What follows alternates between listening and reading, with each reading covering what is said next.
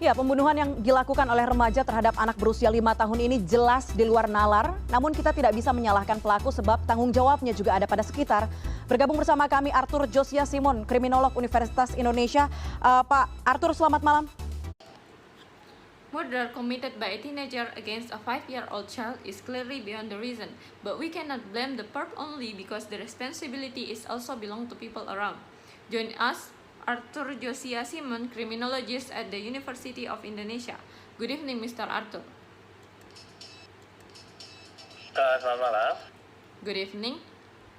Pak Arthur, publik sempat mengetahui bahwa pelaku yang masih berusia remaja ini punya ketertarikan begitu dengan film-film horor, kemudian melakukan pembunuhan dengan niat. Mengapa kemudian seseorang mudah terpengaruh dengan film di luar batas norma, kemudian dengan mudah begitu melakukan imitasi terhadap apa yang ia tonton, Pak Arthur?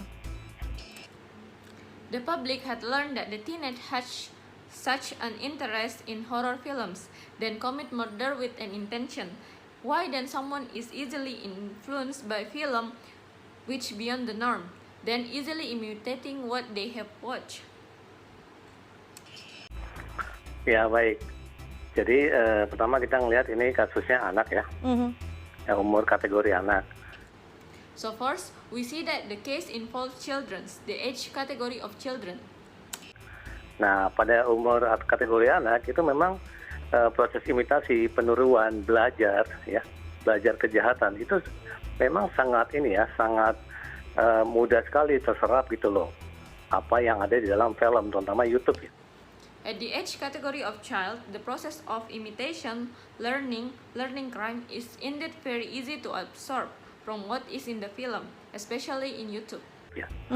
Sehingga pada saat dia menonton, tanpa ada yang mengawasi, tanpa ada yang memonitor, itu kemudian masuk dalam pikiran dia, pengetahuan dia, dan tidak ada yang monitor itu benar atau salah gitu loh. Sehingga dia kemudian menganggap itu sebagai sesuatu yang normal. So that when she watches without anyone watching, without anyone monitoring, it then enters into her mind, her knowledge. And there is no one who monitors whether it is right or wrong, so she considers it is normal. Gitu loh. Nah, jadi di sini asosiasi dia terhadap perilaku yang menurut umum itu adalah melanggar atau pidana, menurut dia adalah satu yang normal. Nah, ini yang dikatakan sebagai asosiasi yang berbeda pada saat anak melakukan tadi disebut copying atau disebut dengan imitasi atau peniruan. So here, her association with behavior that is generally considered to be a violation or a crime, according to her, it is normal. Now, this is what we call a different association when the child did copying or imitation. Nah, jadi dugaan saya itu yang terjadi pada anak tersebut, di mana tidak sekali ini dia nonton ya. Kemungkinan besar dia sudah berkali-kali, beberapa kali menonton film horor yang sama, yang penuh kekerasan, sadistis, dan tidak ada yang kemudian memberikan batasan, panduan bahwa ini tidak benar, begitu loh. This is what happened to the child, where she did not only watch it once. It is very likely that she has watched the same horror film many times, which are full of violence, sadistic, and then no one gives a guideline that this is not true. Jadi kemungkinan besar lingkungan di sekitar si anak tersebut itu juga kurang memperhatikan si anak tersebut, dalam artian pada saat menonton ya. So, most likely, the environment around the child is also not paying attention to the child in the sense of watching. Nah, dengan tidak adanya pengawasan dari keluarga dengan kejadian ini, kita bisa sedikit menyimpulkan nggak ada pengawasan, artinya pengawasannya lalai setidaknya dari lingkungan tempat tinggalnya. In the absence of supervision from the family with this incident, we can conclude there is a little supervision, meaning the supervision is negligent, at least from the neighborhood. Tapi memang, apakah sekarang ada pergeseran makna dan juga fungsi keluarga dan lingkungan saat ini, sehingga mudah sekali hal ini terjadi, Pak Arthur? Ya, jadi. But in that, is there a scrap in meaning of family and also the function of the family and the environment at this time. So this kind of thing is easily to happen, Mr. Arthur. Jadi menurut saya pengawasan atau monitoring tidak hanya pada fisik si anak begitu loh, tapi apa asupan yang kemudian ada pada si anak tersebut. Nah, Yes, in my opinion, supervision or monitoring is not only for the physical condition of the child, but also the intake of the child. nah asupan itu yang paling utama saat ini si anak itu kalau sudah di medsos bisa berjam-jam ya, Ya. sangat betah dibandingkan hal yang harusnya dilakukan si anak-anak gitu loh, bermain dengan teman sebaya dan sebagainya. The intake is most important at this time. The children, if they have been in the social media, it can take hours.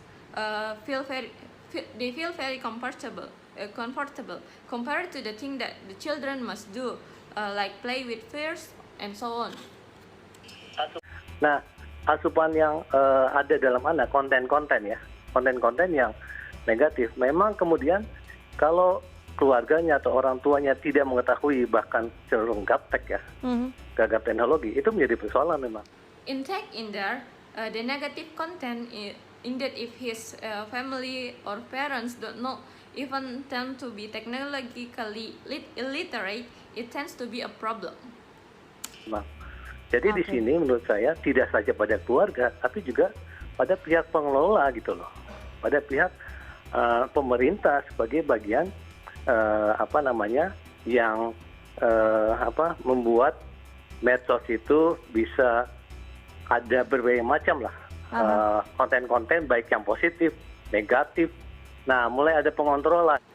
So here, it is not only on the family but also on the company, the government, as a part of making the social media can start controlling various kind of content, both positive and negative.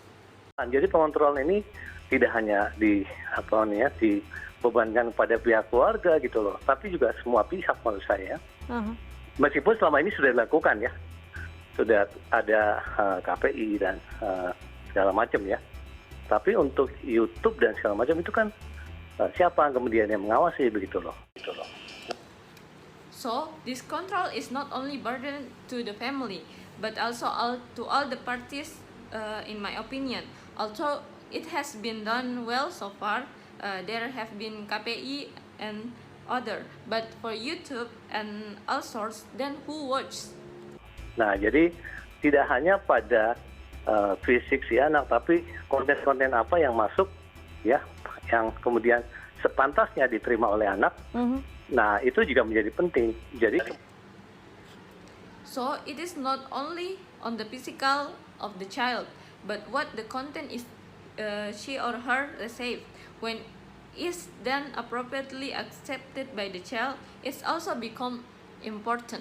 kembali kepada teori belajar kejahatan, apabila konten-konten yang masuk memang konten-konten kejahatan, sadistis, kekerasan, itu sangat mendorong, memicu si anak itu melakukan kejahatan, apalagi tanpa pengawasan, tanpa panduan, tanpa petunjuk, ya.